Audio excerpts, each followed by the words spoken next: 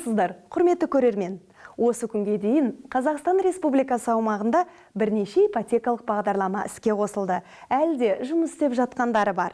Біз бүгін осы бағдарламалардың ішіндегі сіз үшін ең жеңіл, әрі ең тиімдісіне тоқталамыз. Эфирде баспана бақыт хабары.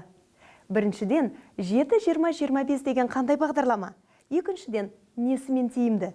Үшіншіден, кімдер жүзеге асырады? Алдымен осы сұрақтарға жауап берейік. 7-20-25 Қазақстан Республикасы аумағында жұмыс істейтін ипотекалық бағдарлама. Елбасы Нұрсұлтан Әбішұлы Назарбаевтың президенттің 5 әлеуметтік бастамасы атты халыққа үндеуінде әрбір отбасына баспана алудың жаңа мүмкіндіктерін беру туралы айтылды. Бұл бағдарлама осы міндетті іске асыру аясында әзірленген.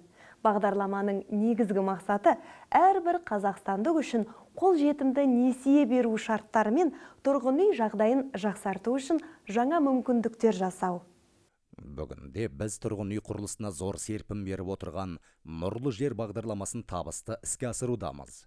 Тұрғын үй ипотекасының қолжетімділігін арттыратын жаңа ауқымдағы 7-20-25 бағдарламасы қолға алынды.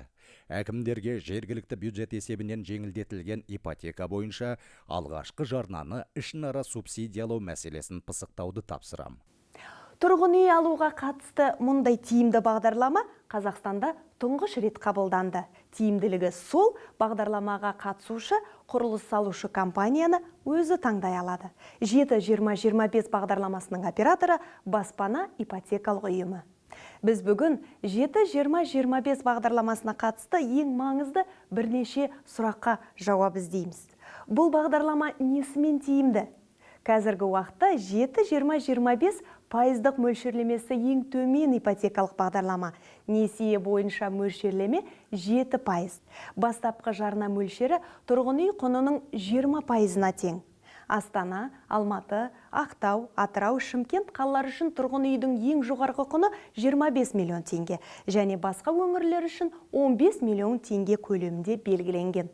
Сондай қарызды өтеу мерзімі 25 жылға дейін ұзартылды. Қызмет көрсетілген үшін қарыз алушы комиссия төлемейді. Кепілде тұрған мүлікті және несие алушының өмірін сақтандыру міндетті емес. Сақтандыру қажет болған жағдайда қарыз берген банк барлық шығынды өз мойнына алады. Бұған дейінгі ипотекалық бағдарламалардың ешбірінде мұндай тиімді несие шарттары болған емес.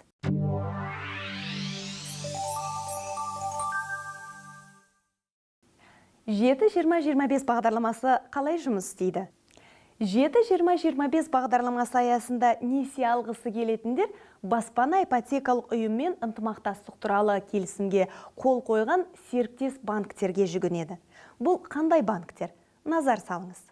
Банк Центр Кредит, Еуразиялық банк, АТФ банк, Цесна банк, Банк РБК, Қазақстан халық банкі, Форте банк. Бастапқы жарна қалай есептеледі? Бастапқы жарнаның көлемі қанша? Бастапқы жарна сатып алынатын үйдің немесе пәтердің кепіл құнының 20%-на тең. Кепіл құнын белгілеу серіктес банктермен келісу арқылы жүзеге асады. Бастапқы жарна тек қаржылай төленеді. Қарыз алушының тапқан табысына шекті мөлшері бар ма? Табысы жетпеген жағдайда не істеу керек? Қарыз алушының кірісі бағдарламада белгіленбеген, яғни ең төменгі мөлшер деген шек жоқ. Сондай қарыз алушы тапқан табысын құжат жүзінде растауға міндетті. Табысы жетпеген жағдайда қарыз алушыны қосымша кепілдікке тартуға болады. Қосымша қарыз алушыға бағдарлама шарттары қолданылмайды. Мұның шарттарын серіктес банктың өзі белгілейді.